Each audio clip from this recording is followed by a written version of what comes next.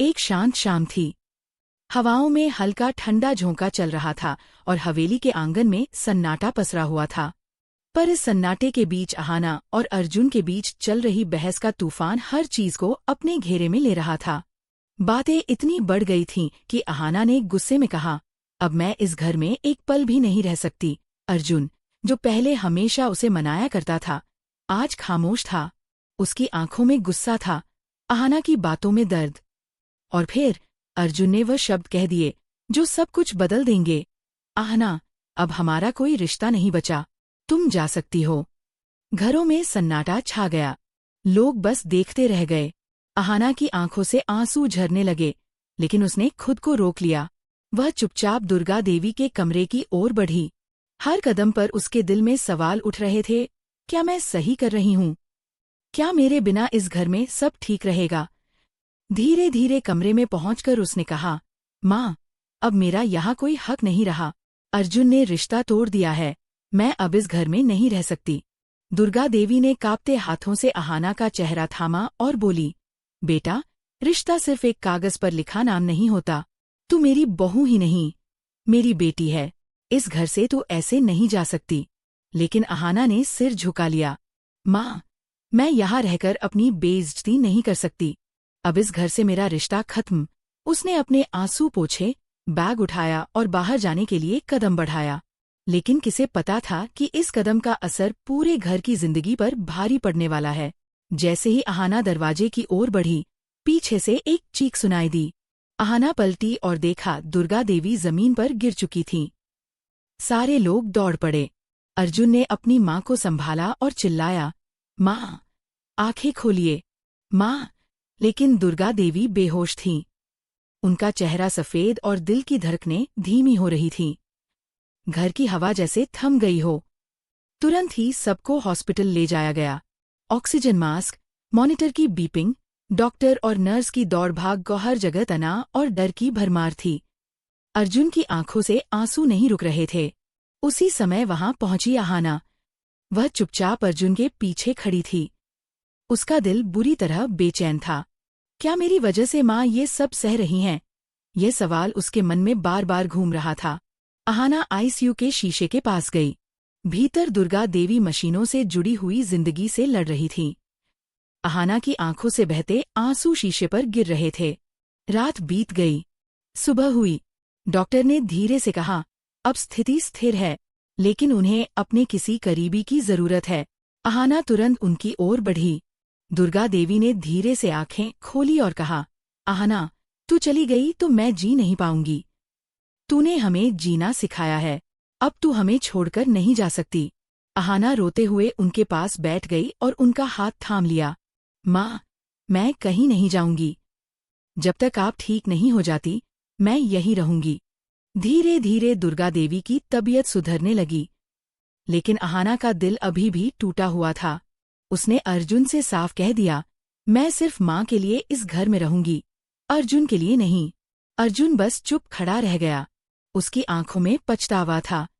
लेकिन अहाना का दिल अब पत्थर बन चुका था।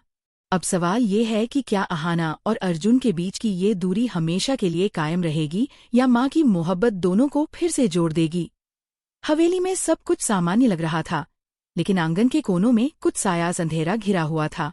बुआ जी, जो पहले ही कई बार अहाना और मिल्ली के काम में बाधा डाल चुकी थी, इस बार भी अपनी चालाकी पर पूरी तरह भरोसा कर रही थीं। बुआ जी ने मिल्ली पर चरित्रहीन होने का इल्जाम लगाया। उनका इरादा साफ था, हवेली की महिलाओं को नीचा दिखाना और खुद को परिवार में महत्वपूर्ण साबित करना। लेकिन इस बार उनके सामने थे दुर्गा देवी और अहाना, दो ऐसी महिलाएं जो कभी भी डरती नहीं हैं। हवेली के आंगन में अहाना, मिल्ली और बाकी बहुएं दिन भर के काम से लौटी थीं। उनके हाथों में थैलियां थीं, जिनमें मूर्तियों की खुशबू और मेहनत की महक थी। पहले बार उन्होंने अपने बनाए गणेश और दुर्गा की मूर्तियां बाजार में बेची थीं। लोग रुक रुक कर तारीफ कर रहे थे, लेकिन बुआ जी की नजरें उनके चेहरे पर टिक गईं। वह सोच रही थी, यह विधवा महिला इतनी निर्भीक कैसे हो सकती है? इसका परिणाम मेरे परिवार की इज्जत पर पड़ेगा। रात का समय हुआ और हवेली में सन्नाटा छा गया। मिल्ली अपने कमरे में अकेली थी। सामने पति की तस्वीर, उसके पीछे अनगिनत यादें। तभी दरवाजा चरमराया। आलोक नाम का एक युवक आया, जिसकी आंखों में लालच और शराब की झलक थी। उसने धीरे से कहा, कितनी सुंदर हो तुम, मैं अकेलेपन को दूर करने आया हूँ। मिली डर गई। तुम कौन हो? बाहर निकलो। लेकिन आलोक उसके पास बढ़ा। जैसे ही उसने मिल्ली को छूना चाहा, मिली चीखी, बचाओ। पूरा घर जाग उठा। दुर्गा देवी, आहाना और अर्जुन दौड़े।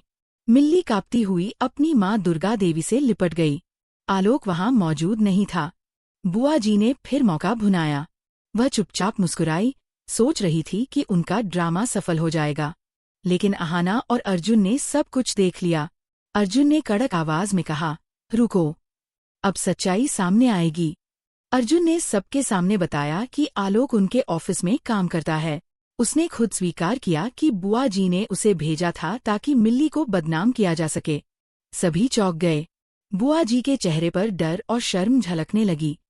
अर्जुन ने मिल्ली से कहा, मुझे माफ कर दो, मैंने भी गलत समझा। तुम मजबूत हो।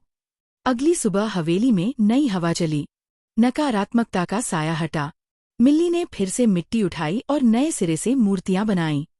दुर्गा देवी ने कहा, स्त्रियां जब एकजुट होती हैं तो कोई उन्हें रोक नहीं सकता। यही मिट्टी अब आत्मसम्मान की मूरत बनेगी। कुछ हफ्ते बाद हवेली में उत्सव का माहौल था। बच्चे खिलौने बना रहे थे, महिलाएं अपने हुनर से सृजन केंद्र चला रही थीं। अर्जुन ने पंचायत में महिलाओं की सुरक्षा सुनिश्चित की। बुआ जी की हर साजिश फेल हो गई। उनके झूठ का पर्दाफाश हुआ। दुर्गा देवी, आहाना और मिल्ली की मेहनत और हिम्मत से हवेली में फिर से सच्चाई और सम्मान लौट आया। आहाना ने साबित कर दिया कि औरत की हिम्मत उसकी आवाज नहीं, उसकी सच्चाई होती है, और सच्चाई चाहे जितनी देर से आए, लेकिन हमेशा जीतती है। हवेली के आंगन में दीप जल रहे थे, मिट्टी की महक फैल रही थी, और सबके चेहरे पर संतोष और गर्व की झलक थी। हवेली में सब कुछ सामान्य लग रहा था। महिलाएं अपने काम में व्यस्त थीं, बच्चे खिलौने बना रहे थे, और बाजार में उनके हाथों के बने उत्पादों की मांग बढ़ रही थी।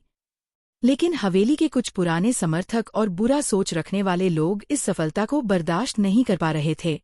बुआ जी, जो हार मानने वाली नहीं थी, अब तहसीलदार के पास गई और दावा किया कि हवेली की जमीन उसके नाम है। तहसीलदार ने नोटिस जारी किया और हवेली में फिर से तनाव फैल गया। आहाना ने दुर्गा देवी के साथ बैठकर योजना बनाई।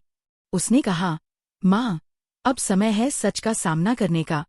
हम हर कागज, हर रजिस्ट्री और हर दस्तावेज को सामने लाकर साबित करेंगे कि हवेली और सृजन केंद्र हमारी मेहनत और अधिकार की जगह है।